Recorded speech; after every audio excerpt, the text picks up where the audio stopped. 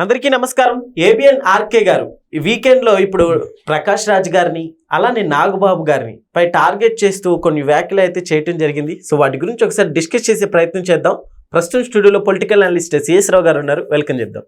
Hello sir. Hello sir, ఇప్పుడు ఇది target అంటారా? ఇప్పుడు ఆయన రాసినటువంటి వీకెండ్ మొత్తాన్ని కనుక మనం చదివితే ప్రకాష్ రాజ్ అలాగే నాగబాబుకు సంబంధించినటువంటి ట్వీట్లు కానీ లేదంటే వాళ్ళ వీడియోలు కానీ ప్రస్తావించారు. అయితే ఇక్కడ మిస్ అయింది ఏంటంటే ఆర్కే గారు ఆర్జీవీని మిస్ అయ్యాడు. ఎందుకనంటే ఆర్జీవీ చేసినటువంటి కామెంట్ వీళ్ళిద్దరు చేసినటువంటి కామెంట్ల కంటే చాలా తీవ్రంగా ఉంది. ఏంటి ఆయన చేసినటువంటి కామెంట్? ఏంటి సార్ ఆర్జీవీ చేసింది? ఆర్జీవీ చేసినటువంటి కామెంట్ శివాజీని అసలు రేపిస్ట్గా పోల్చాడు. ఎవరితోటి రేపిస్ట్గా పోల్చాడు?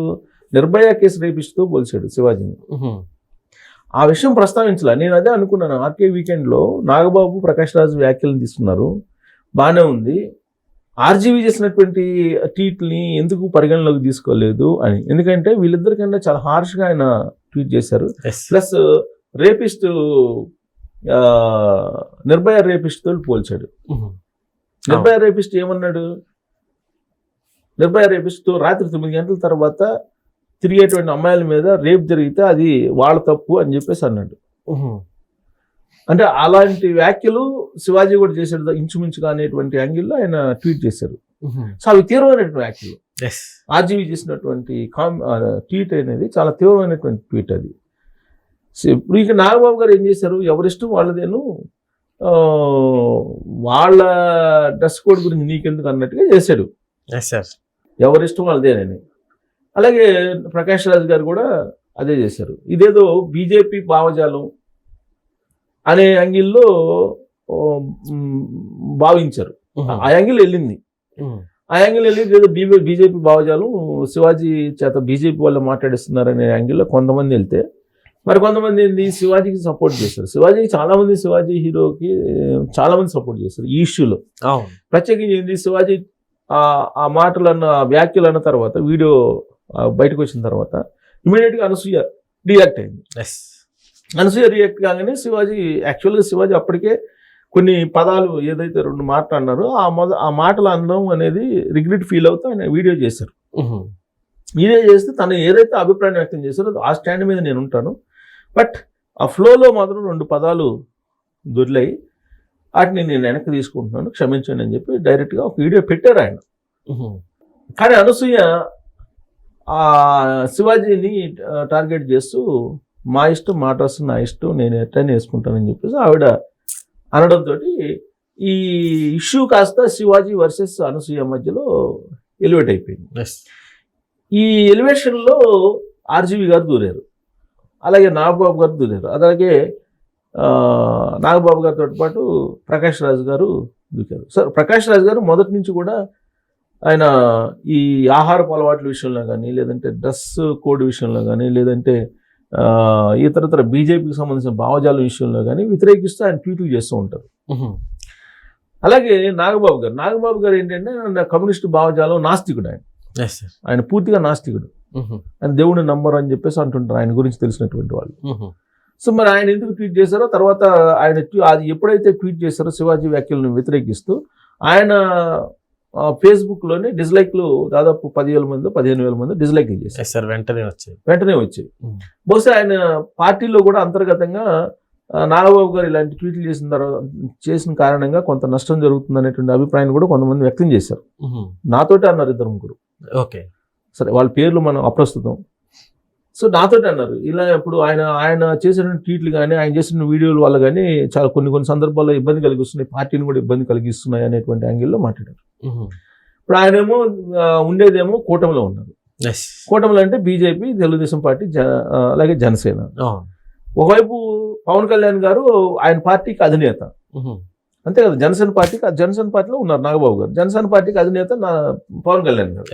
ఆయనేమో హిందూ వాదం, తర్వాత సనాతన ధర్మం, భారతీయ సంస్కృతి సాంప్రదాయాలు అంటూ ఆయనేమో ఎలివేట్ చేస్తున్నారు. ఈయనేమో సాంప్రదాయాలు లేదు, సట్టుబండలు లేవు, ఎవరిష్టం వాళ్ళది అనే యాంగిల్లో ఈయన వెళ్తున్నారు. అదే కదా కొంతమంది ఇప్పుడు పార్టీలో కూడా కొంతమంది బాగా డ్యామేజ్ అవుతుంది. ఈయన అప్పుడప్పుడు కొన్ని వీడియోలు పెడుతుంటారు, ఆయన భావజాలానికను పార్టీ నడుస్తున్నటువంటి తీరుకి పొంతనుంటలేదు. దీనివల్ల నష్టం అని చెప్పి పిఠాపురంలో ఒక మీటింగ్ లో కూడా కేవలం పవన్ కళ్యాణ్ వల్లే గెలిచాము అన్నట్లు కూడా వ్యాఖ్యానించారు. అది కూడా దుమారం రేపింది, దాని వల్ల కూడా డ్యామేజెస్ అయ్యాయి అని వినిపించింది. సో ఇలాంటివి కూడా చూడొచ్చు. నాగబాబు గారు చేసే వీడియోలు కానీ ట్వీట్ల మీద అప్పుడప్పుడు దుమారం రేగుతూ ఉంటది. సో ఇప్పుడు లేగినటువంటి దుమారం అది కొంచెం ఈ పవన్ కళ్యాణ్ గారు చెప్పేటువంటి దానికి భిన్నంగా ఉంది. సో అది ఖచ్చితంగా కొంతమందికి ఆ పార్టీలో వాళ్ళకి నచ్చలేదు అనేది కూడా బయట మాట్లాడుకుంటున్నారు. వాళ్ళే కొన్ని సందర్భాల్లో ప్రస్తావిస్తున్నారు కొంతమంది. సరే, అది ఏమైనా సరే నాగబాబు గారి గురించి ఈయన వీకెండ్లో ప్రస్తావించారు. ప్రకాష్ రాజ్ గారి గురించి కూడా మాట్లాడారు. సో ఈ ఎపిసోడ్ మొత్తం నడుస్తున్నటువంటి క్రమంలో ఇప్పుడు ఆర్కే గారు మళ్ళీ దాన్ని రీవర్క్ చేశారు. రీవర్క్ చేసి ఇలాంటి డిస్కషన్ జరగాలి, నాగబాబు గారు చేసిన దాన్ని తప్పుపట్టంలా ఆయన, అలాగే ప్రకాష్ రాజ్ గారు చేసిన దాన్ని తప్పుపట్టంలా. అది వాళ్ళ వ్యక్తిగతమైన స్వేచ్ఛ, దాన్ని తప్పుపట్టాల్సిన అవసరం లేదు, వ్యక్తిగతమైన స్వేచ్ఛ. కాకపోతే మనం ఎక్కడున్నాం, మనం ఏ దేశంలో ఉన్నాం, మన దేశం యొక్క సంస్కృతి సాంప్రదాయాలు ఏంటి, మన దేశం యొక్క సాంస్కృతిక అంశాలు ఏంటి, ఇవన్నీ పరిగణలోకి తీసుకోవాలి కదా. ఇవన్నీ పరిగణలోకి తీసుకోకుండా ఎవరిష్టం వచ్చినట్టు వాళ్ళు ఉండాలి అని అంటే అది ఎలా కుదురుతుంది అని చెప్పి ఆయన ప్రస్తావించారు. అల్టిమేట్గా శివాజీ కరెక్ట్. శివాజీ ఏం చెప్పారో ఒక పెద్దరికంగా చెప్పారు, చెప్పాల్సిన బాధ్యత ఉంది కాబట్టి ఆయన చెప్పారు. రైట్స్ అనేవి ఉంటాయి, ప్రతి ఒక్కరికి హక్కులు అనేవి ఉంటాయి. ఆ హక్కులకు కూడా పక్కన వాళ్ళకి ఇబ్బంది కలగకుండా ఉండాలి కదా అని చెప్పి, కందకు లేని దురద కత్తిపేటకి ఎందుకు అనేటువంటి వ్యాఖ్యలు కూడా చేస్తూ, అసలు వాళ్ళు ఇబ్బందులు పడుతున్నారు కాబట్టి ఈయనేదో రెస్పాండ్ అయ్యారు. గతంలో కొన్ని సినిమాల్లో ప్రస్తావన కూడా తీసుకొచ్చారు. కొన్ని సినిమాల ప్రస్తావనలో ఒక హీరోయిన్ ఏదో డైరెక్టర్ అడిగారట, హీరోయిన్ డైలాగ్ చెప్పే దాంట్లో హీరోయిన్ ఏం చేస్తుందంటే స్నానం చేస్తుంది, వెళ్ళి స్నానం చేస్తుంది అనగానే వేరే నెగిటివ్ ఆలోచనలు వచ్చే అవకాశం ఉంది, దాన్ని మార్చేయండి, ఆ డైలాగ్ని మార్చేయండి అని చెప్పి చెప్పారు. సో సినిమా ఇండస్ట్రీ అనేది సెలబ్రిటీలో కొంచెం గ్లామర్ ఉంటుంది.